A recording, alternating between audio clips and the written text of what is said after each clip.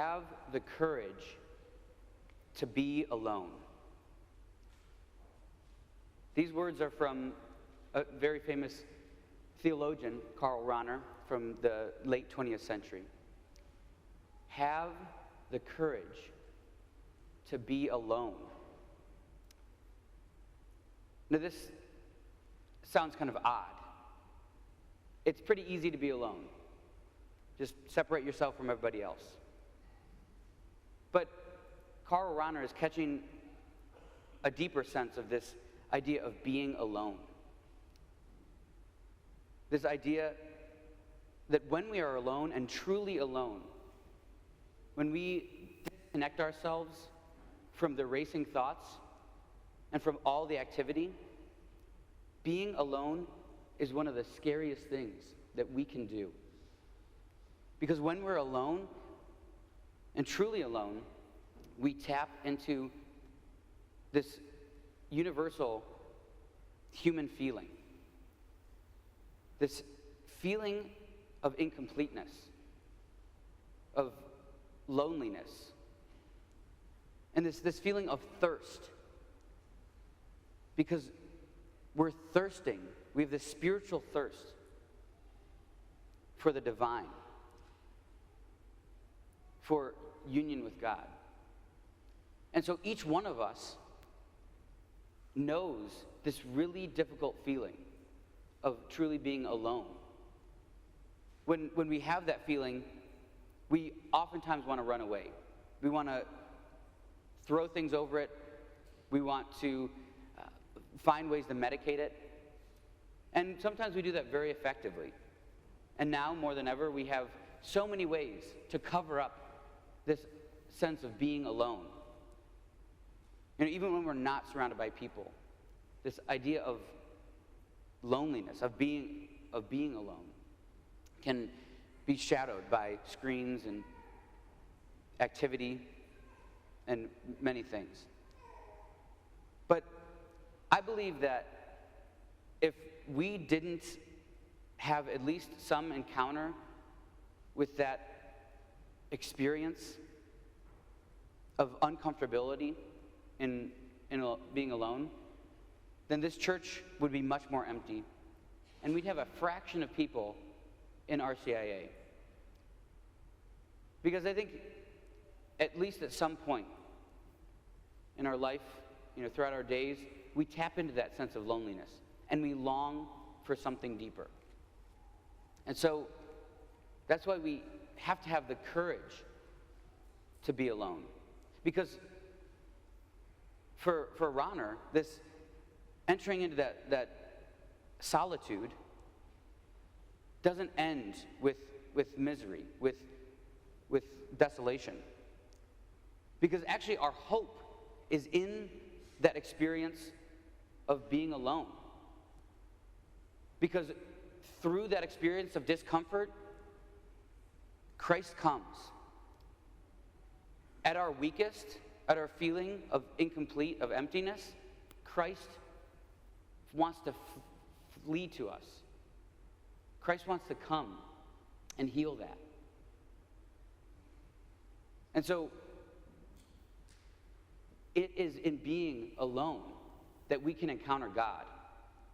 It is in being alone and recognizing our wounds, our weaknesses, our insecurities, that Christ wants to come to heal those, to talk about those, and to fulfill those. Now for me, I've experienced this in a lot of ways, and experienced myself running away from this. When I eat a meal alone, I want to open my phone or open a book as quickly as possible so I could find something to busy my mind. When I'm driving, I don't want to just sit there. I want something to wash over me. Maybe listen to a podcast, something productive. And throughout my day, I want to fill my life with productivity, oftentimes because I'm afraid of being alone. But it is in those moments when I can enter into that solitude, that God can be there. And God will turn my day into something brand new. And in our scriptures, in our gospel particularly, we see the woman at the well have this exact experience. She goes to the well by herself because she wanted to avoid everybody. She was shameful of her experience. She had been married 5 times, and she didn't want to deal with that social anxiety. And so she goes to the well by herself, but probably still busying herself with chores, with thoughts. What am I making for dinner? What are we going to do this week? And so she goes to the well alone, and then and then Christ comes to her. So in that experience of loneliness, Christ comes to her and then allows her to go deeper, because she didn't want to deal with all of her anxiety. She didn't want to deal with all of her shame. But in that moment, because she was away from other people, and because she allowed Christ to engage her, Christ cut to her heart. Christ found where she was most suffering, the cause of the most of her insecurities, and offered her water that would quench that. Because the water she was looking for, that physical water, that wasn't going to solve anything. And we do that all the time. The constant apps that we use, all of the activity that we engage in. It can be good, but sometimes we're using that just as a quick fix. But Christ gives us living water. And so for us,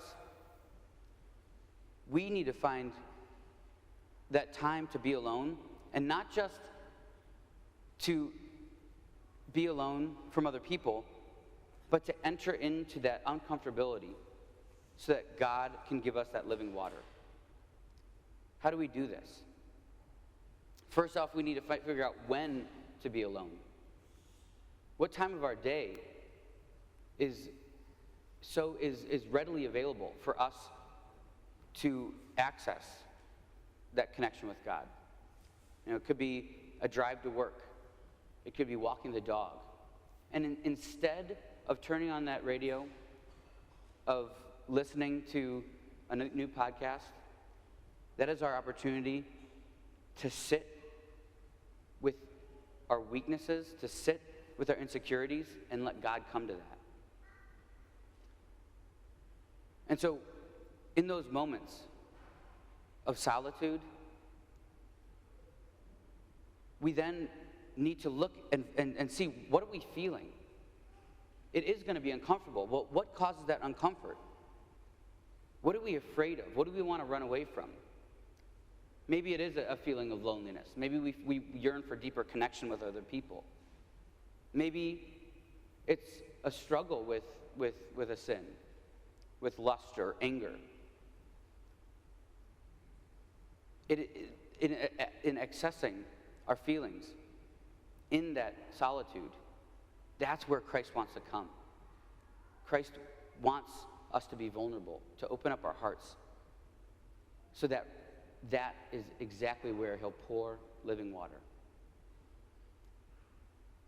So this Lent, may we have the courage to be alone. If we do, I think this might be the most powerful Lent that we've had yet.